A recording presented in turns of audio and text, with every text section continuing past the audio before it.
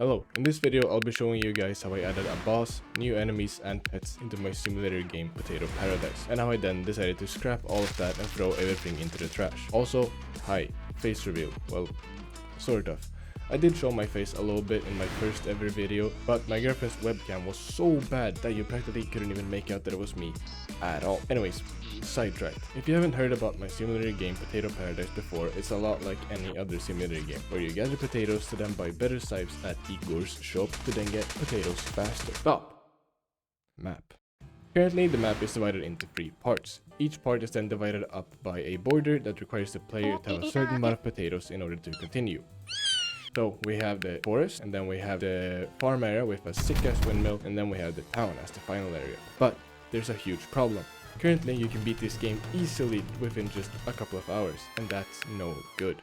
So I decided to add another area. Now this area was supposed to be more like a magical forest type of deal, so I had my friend who's currently learning 3D modeling try his absolute best to put it together, and with a lot of help from the toolbox, we managed to put together this. Now, I think this looks pretty okay, seeing as I gave myself a pretty harsh time limit in order to get this video out. After this, we needed to have a place for the player to get their pets from. So I had them create this witch hut for me. It'll make more sense why it's a witch hut in just a minute. But then, for the boss fight that I mentioned, I had them make this boss arena at the end of the forest. And just like that, we had one whole more area to our game. Now, we here at Passion Studios strive to create unique and innovative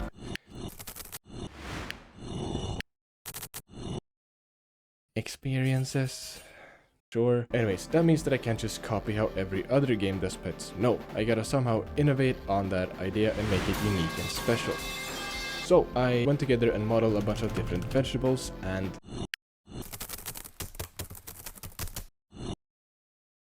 a bunch of fruits. Sure. Anyways, I made a carrot, a beetroot, and a ginger root, I guess. I don't know, I'm not natively English, so correct me, I guess. And then I also made this super rare, cool, golden carrot. I then made these guys spawn randomly across the map and made it so that you can pick them up and put them into your inventory.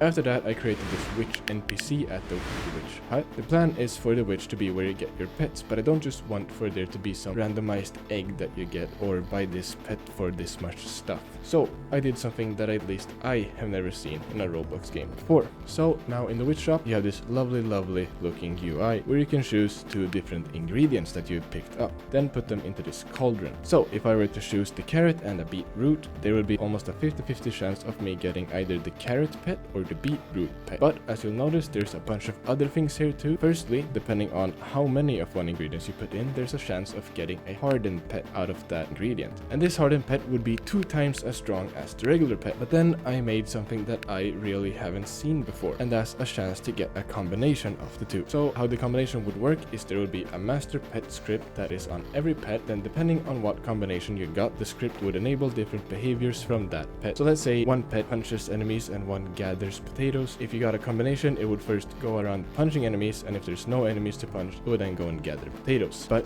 there's more. When you get a combination, there would be an even smaller chance that the combination would be a hardened combination. So then you could have a super strong combined hardened pet that could fill out the role of multiple different pets. But enough talk about how you get the pets. Let's move on to what the different pets will actually do. But first, I want to give a huge shout out to the sponsor of this video, Skillshare. Skillshare is the largest online learning community for creatives with thousands of classes led by industry experts across film, illustration, design, freelance productivity, and more. Skillshare can help you take your career, skills, hobbies, passion, or side hustle to the next level. I'm going to be repeating myself a little bit here again from my last couple of videos, but generally, a lot of you have still been asking me how to learn game development or how to learn video editing, and my general recommendation would be to just go to one of Skillshare's many classes made by actual professionals. They have amazing video editing courses, Roblox development courses, and 3D modeling courses. I actually took Marquise Brownlee's YouTube success course myself, which taught me all about editing and everything and how to gain success in YouTube by someone way more successful than me. And the first 500 people to use my link in the description will receive a 1-month free trial of Skillshare. Get started today. Anyways, back to the... So first I made this carrot pet, so I just took the carrot model that I had and gave him huge eyes and arms to hold a scythe and programmed him so that he would go around gathering potatoes. I then made this beetroot pet, and man, he just looks so smart. I then made the beetroot pet shoot out shockwaves, damaging and knocking back any enemy that is within range. I then made the ginger pet and gave him this magical staff that shoots at enemies, and lastly I made the golden carrot, which is exactly just like the regular carrot, but it gets 2 times the amount of potatoes. That's the only difference really. I know, just insane stuff. I then went ahead and put these guys into the game and made a tab for equipping and de-equipping pets, and Jesus Christ, this sucked to program. Now, how I made the pets work is that the first pet would follow the player and keep a certain distance to him, whilst the second would follow the first pet and keep the same distance to him, and then the third pet would follow the second. Now, this immediately caused some problems with unequipping a pet, because if, let's say, we had 3 pets equipped and I unequipped the second one, the third pet would have no clue where to go and throw out a bunch of errors. Now, this was just a little bit of a pain, but definitely nothing that I couldn't fix. But there was another big problem, and that's the time. Now, I set a goal for myself to try and upload once a month, and I quickly realized that this was just a horrible idea, because just getting all the other stuff to work had taken like 1.5 weeks, and I still needed time to both edit and make the boss and new enemies. So I just decided to go with the quick solution. Now, the quick solution was this. I just make it so you can only unequip the pet farthest back. And Jesus Christ, I am officially worst enemies with Roblox's data store. If you haven't seen my last couple of videos, you'll know that I had my fair share of unpleasant encounters with Roblox's data store before. If you don't know what the data store in Roblox is, it's just basically the way that every game saves how many, let's say, coins you have, or in my case, what pets you have equipped until the next time you play. So how I originally planned on doing this was to use the data store to read what pet I equipped last. So I'll just check if we try to unequip a pet in slot 2, then we just check if there's any pet in slot 3, and if not, we're good to go. This was all really simple programming, but for some reason it just wouldn't work. I tried everything I know. I tried printing out the values to check that, yeah, it says no pet in slot 3, and I put even more checks all over my code to really make sure that it definitely couldn't unequip the second pet if there's a third pet equipped, and that didn't work. So, look, after about 3 days of just working on this straight, after school, of course, not the entire day, and just I put every check that I could possibly imagine, I printed every value that I could possibly imagine, it just wouldn't work. Scoured the internet, nothing. But after about 3 days, I finally figured it out, and I officially think that this is either a bug or it's just extremely stupid. Now, there'll be some programmer terms coming up here, but I'll try to explain it as best as I can. When the data store contains an empty string, I first tried to check for exactly that, an empty string.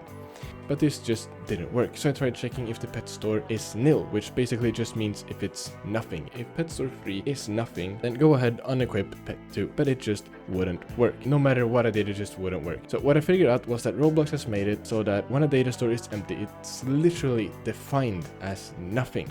Not nil, not an empty string, but it just plain out does not exist. And that's why none of my check works, because it's literally impossible to check if a data store is completely empty. My workaround for this has just been to make it so that anytime we unequip a pet, I make it so that it has an exclamation mark contained inside of it, and then all scripts just check for that instead of an empty pet, and that works most of the time, at least. So with the pets done, it was time to move on to making the boss. Now, this is also quite a unique part of this game as far as I know, and the plan goes like this. There'll be a boss arena where every 10 minutes a boss will spawn, and this boss will then drop a very rare item upon getting killed. So I started by having Oscar make the arena for the boss, but we really didn't have enough time to make both the model and animate an entire boss ourselves. So we got this 3D model from Sketchfab and animations from Mixamo, and man, it just does not look good with those animations. But if I wanted to get this video out this month, I didn't really have time to worry about that at all. So instead of worrying about that, I got into coding his attacks. I took quite a bit of inspiration from Risk of Rain's Stone Golem boss, where if you're too close, he'll punch in the ground, and if you're far away, he'll make this ranged attack. And this is how that looks in game. Definitely